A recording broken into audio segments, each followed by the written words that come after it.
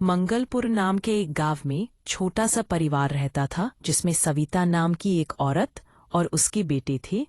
अपने पति के अचानक मृत्यु के बाद घर का सारा भार सविता पर आ गया था। दो बेटों की परवरिश और पढ़ाई लिखाई में ही उसका सारा जीवन निकल गया। लेकिन जब उसके बच्चे बड़े हुए तो सविता को एक बड़ा फैसला लेना था। और संविदा बहन, तुम यहाँ आओ। वरना राव, क्या हुआ? सब ठीक तो है?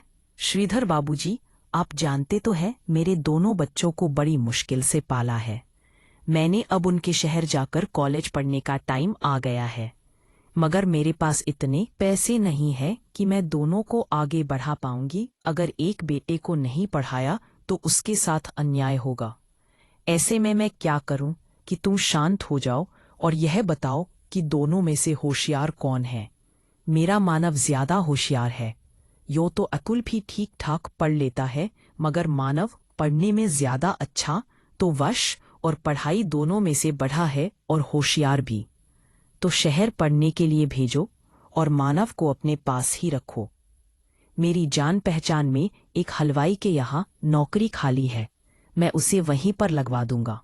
सीधी की बात सुनकर सविता को तसल्ली मिलती है। वाह! मानव को बाहर पढ़ने के लिए भेजती है और अतुल को हरिया हलवाई के यहाँ नौकरी करने के लिए लगा देती है।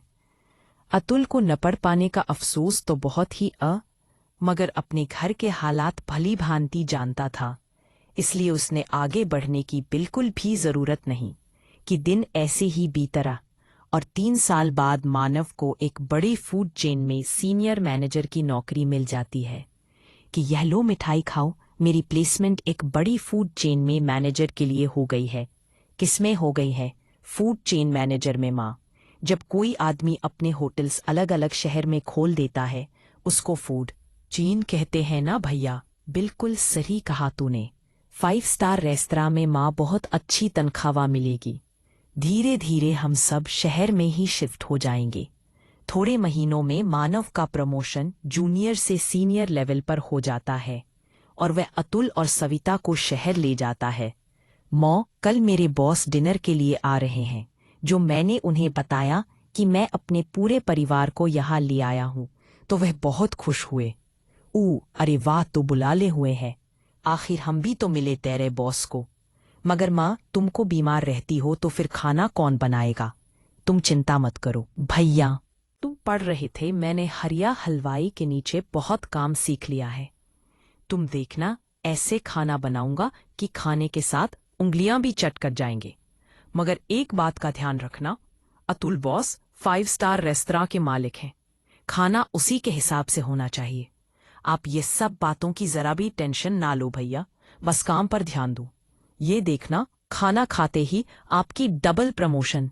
ये कहते ही सब खिलखिला उठे। अगले दिन अतुल खूब मन लगाकर बहुत सारे स्वादिष्ट व्यंजन बनाता है। भैया, लगता है आपके बॉस आ गए हैं, मैं दरवाजा खोलता हूँ।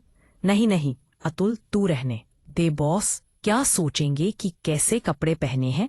उसके भाई ने। मैं खोलता हूँ। और सुन, तू अंदर ही रहना, ज्यादा बाहर निकलने की जरूरत नहीं है। अतुल ये सुनकर बहुत उदास हो जाता है और बिना कुछ कहे अंदर जाकर डाइनिंग टेबल सजाने लगता है।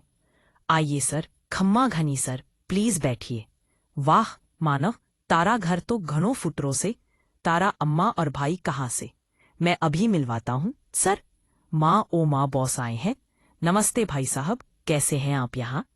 मानव, उसकी माँ और उसके बॉस एक दूसरे से बातें कर रहे थे और वहां अतुल खाने की तैयारी में लगा था। थोड़ी देर बाद वह सब डाइनिंग टेबल पर डिनर करने आए। टेबल को सजा हुआ देखकर अतुल का बॉस बहुत खुश होता है। एक साइड फोर्क, दूसरी side knife, spoon, tissue, table cloth, सब कुछ एकदम परफेक्ट था। I hope you like food sir, it's amazing. किसने बनाया है वह? वो जी, मेरे छोटे बेटे ने, अतुल ने। अरे मानव, अतुल घर पर ही है, खूब चोखा बनाया है। तू तो कहीं से कुकिंग का कोर्स किया रह के? नहीं सर, ये तो हमारे गांव में छोटे हलवाई के यहाँ नौकर था, इसलिए थोड़ा बहुत बना लेता है।